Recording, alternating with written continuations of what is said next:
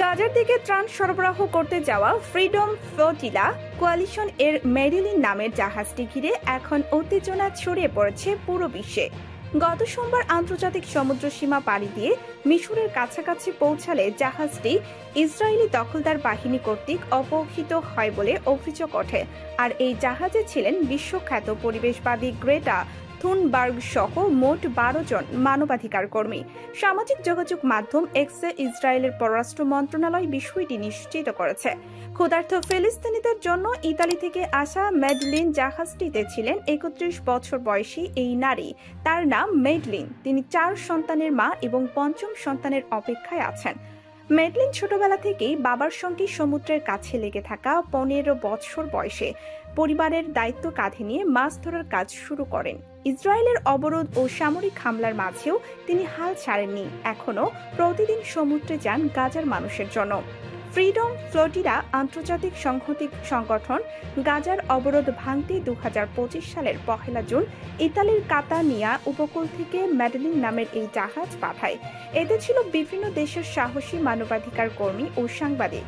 তাদের উদ্দেশ্য ছিল শুধুমাত্র খাদ্য ও ঔষধ পৌঁছে দেয়া নয়, গাজার চলমান মানবিক সংকটের কষ্টের গল্প বিশ্ববাসীর সামনে তুলে ধরা।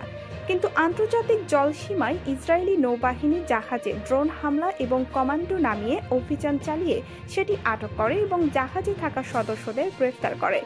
ইসরায়েলের অবরোধ শুধু জীবিকার লড়াই নয়, মেডেলিন বলেন এটি সম্মানের লড়াই। তিনি আরও বলেন, আমার নৌকা হয়তো ধ্বংস হয়েছে, কিন্তু আমার নাম থাকবে এবং সমুদ্র পাড়ি দেবে। এই নামকরণ মানবতার একটি বড় আহ্বান এবং গাজার মানুষের প্রতি বিশ্বব্যাপী সংহতির প্রতীক। তবে জাতিসংঘের বিশেষ প্রতিনিধি থেকে শুরু করে বিভিন্ন দেশের সরকার ও মানবাধিকার সংগঠন ইসরায়েলের এই নৌ অবরোধ ও হামলাকে সমুদ্র আইন লঙ্ঘন, তার পাশাপাশি ইসরায়েলের এই পদক্ষেপকে মানবিক সাহায্যে বাধাগ্রস্ত করার ঘটনা হিসাবে দেখছে। আর আন্তর্জাতিক মহল থেকে এই ঘটনার তীব্র নিন্দা জানানো হয়েছে। তবে অবরোধ এবং হামলা এখনও চলছে। গাজার সাধারণ মানুষকে নিয়ে ইসরায়েলের সামরিক নীতি চলমান।